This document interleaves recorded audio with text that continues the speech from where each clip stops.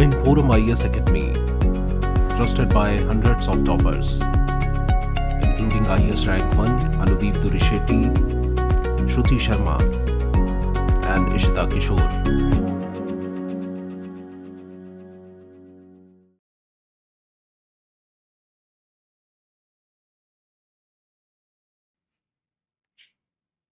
Hello aspirants. In the previous video of this series, we understood one of the basic concept, that is power. Okay. So there we understood power as the ability.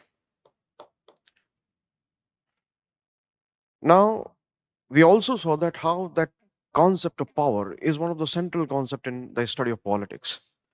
After explaining power, I also made a connection with another concept, that is authority. Okay. I told you that power is basically about ability, while authority is about right.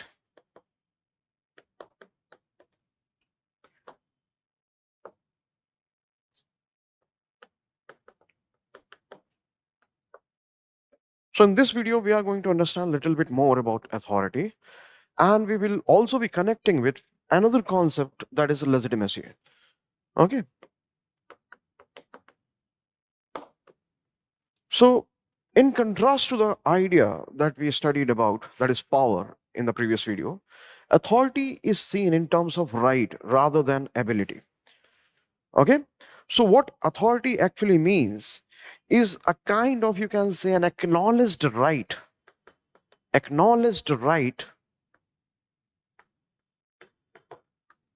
to get the obedience.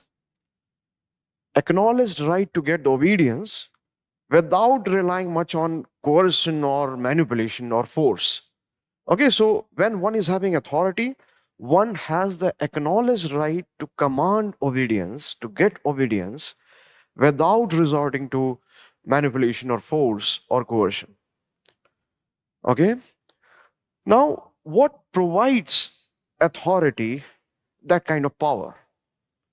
There you get another term to explain this. So it is actually the legitimacy that provides power with this rightfulness that the power can be exercised in authoritative terms. Okay, so what is legitimacy in that sense? Or I'm sorry, what is authority in that sense? Authority, you can say, authority is power plus legitimacy.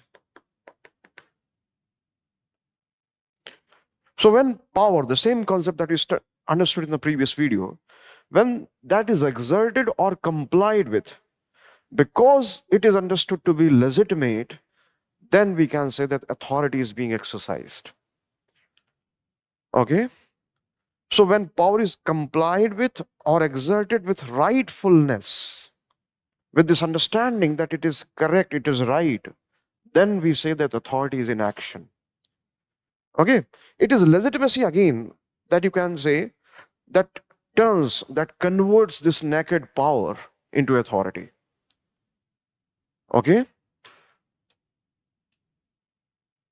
And that is why we say that power plus legitimacy equals to authority. Or you can also say that it is legitimacy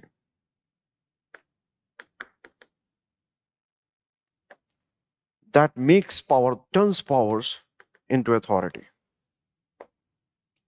And is, in more simple terms, legitimacy here would mean rightfulness.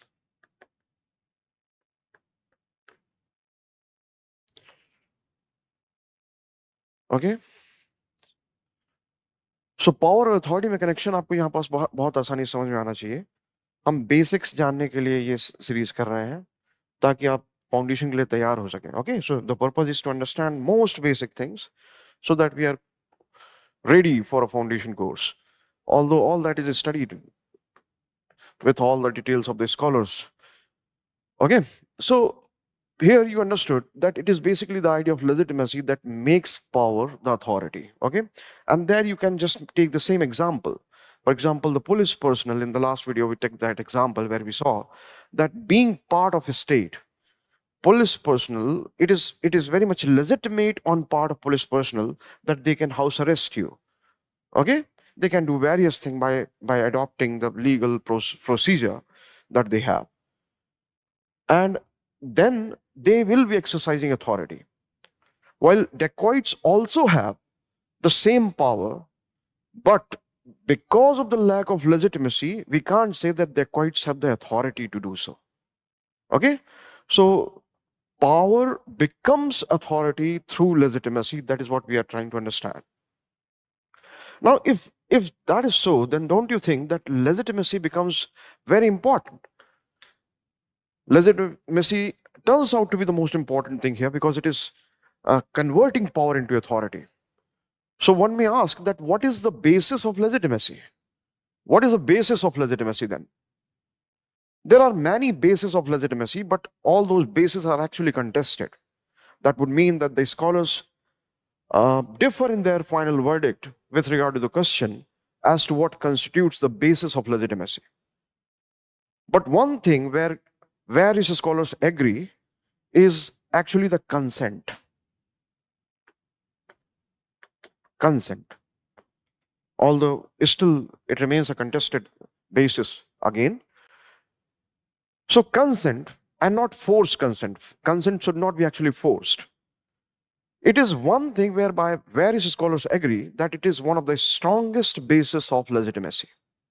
Understand this thing in this manner, that consider those people over whom the power is being exercised.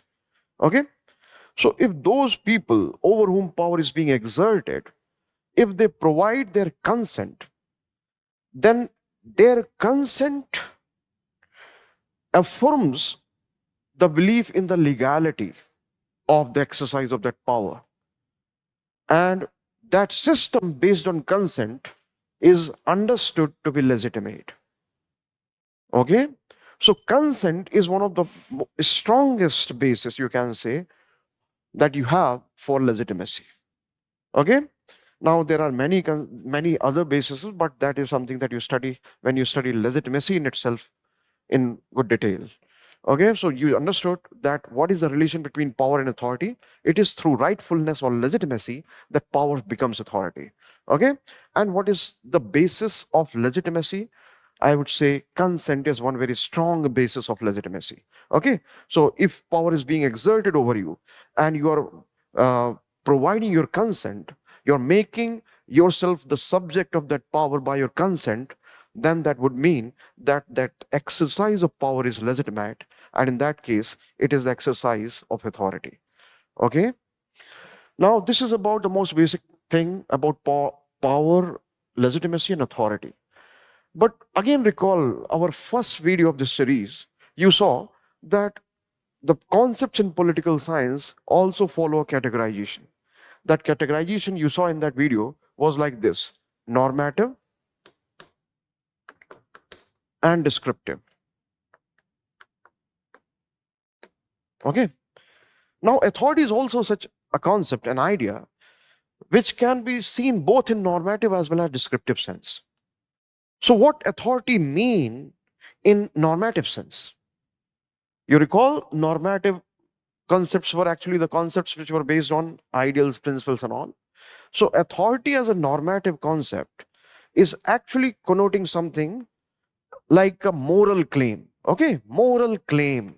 Authority here would mean a moral claim.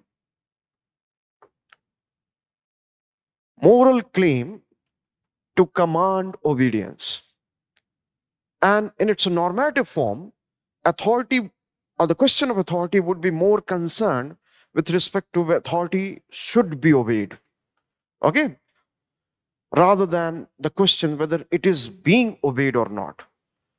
Okay, so you also recall that normative concepts में एक important चीज आ जाती थी should or should not की.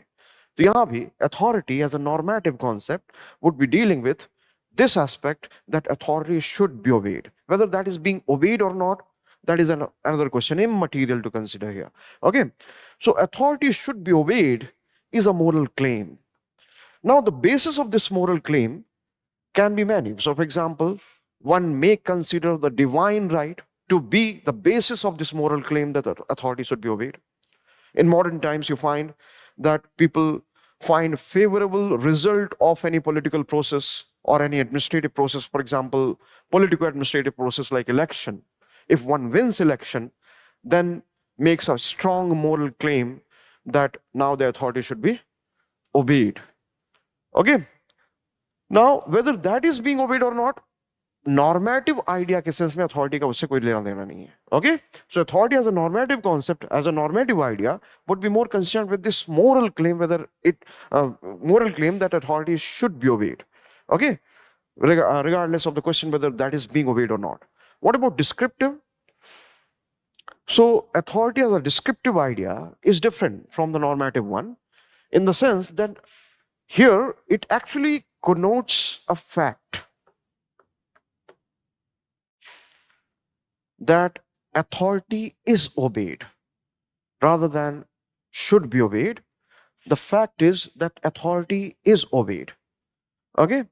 Now, in this descriptive dimension of authority, you find scholars like Max Weber proposing the classification of different kinds of authority. Okay, so the classification that was provided by Max Weber here in this context were with regard to 3 types of authority, also called 3 ideal types. So first is traditional, where authority is obeyed, mind the term here, is obeyed based on history and tradition. Okay. Second is charismatic. There it is said that authority is obeyed based on the power or the traits of personality, the charisma of personality. Okay? And third is legal rational, where it is suggested that authority is obeyed because of the impersonal nature of the post or the office of the office holder. Okay? So this is the classification that you study in very good detail in your foundation course. Here we are just learning the most basic things. Okay? Another classification that is also suggested in context of authority as a concept is de facto and de jure or de jure authority. So de facto authority actually refers to any institution or any person that really exercise the authority. While de jure or de jure authority actually means that authority which has got the legal sanction, may not be actually exercising the authority that has got the legal sanction. So that is another categorization that you again study in good detail in proper foundation course.